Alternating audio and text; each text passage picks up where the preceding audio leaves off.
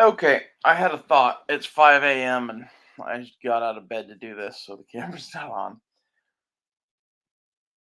But here goes. Dwarves explain the origin of hobbits. Let's talk about where the dwarves came from. In Tolkien's world, the Valar are like the gods, right? We're going to talk about two of those people. They are man and wife, Aule and Iana. Aule is the god of forging. He's Hephaestus from the Greek myth. Iana is the goddess Aphrodite in a lot of ways, but in Tolkien's imagining of it, she is like the mother, earth mother of the universe, the mother of growing things. Her creations are the trees and the plants and the ants. And I'm going to make a case for it to you that she made the hobbits. I say that because her husband Aule made the dwarves, and they're very much him.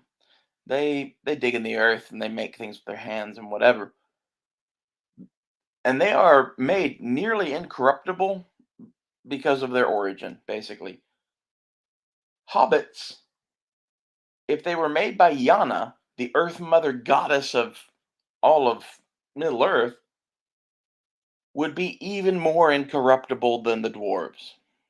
This is why they can wear the ring and not get turned and shit. It's because they're basically made by Mother Earth.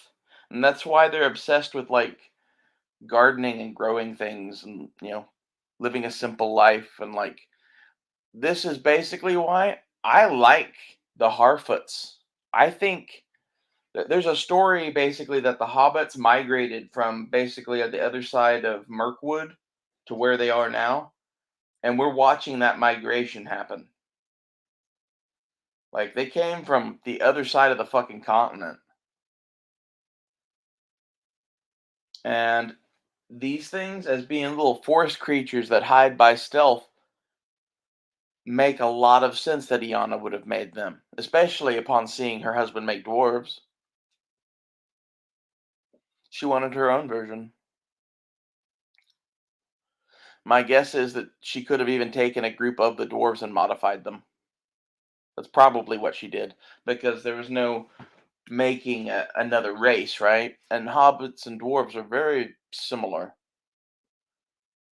I think maybe she took like the weakest of the dwarves that weren't very good at mining and taught them to live in the forests. That's what I hope that is the story they're telling on that. There's a lot of this Tolkien shit where it's kind of like he said some shit, but you can kind of decide for yourself. This is what I would say the origin of hobbits are, and I think this explains thoroughly why they are so resistant to evil, why they're so stealthy, and the Harfoots thing fits right into this.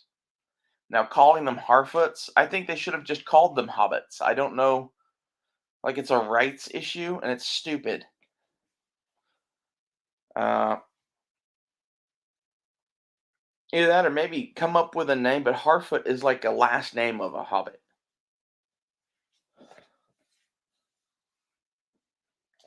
I would have called them like Skraelings or something like that. Skraelings is what the Norse called the Eskimos when they ran into them. And I think Tolkien would have gotten the joke and liked it because they're out there kind of like Native Americans. That is exactly what I would have called them, Skraelings. At least that's what I would have had the men call them, and then I would have had them call themselves hobbits. And that's one of those things that like knowing a little bit about history and Old Norse and English mythology and how all of this came to be allows you to get much greater insight into what some of this is and what they're doing. And I actually think what they're showing of hobbits, other than calling them Harfoots, is great. I even like whichever wizard that is. I don't know. I think it's Sauron, but then there's an evil dude that showed up at the end of the last episode, so I don't fucking know. Like it would make a lot of sense to me that Sauron showed up pretending to be Gandalf, basically. And I don't think that's Gandalf. I don't know who that is. It is a wizard of some sort. And I think we're meant to think it's Gandalf. However, if it is Gandalf, that would work into his love of hobbits because they found him in the woods and protected him and raised him and whatever, basically. Because he's like a baby. Whatever that is some sort of a wizard. And when they come to Earth, they're wiped of all of their past memories.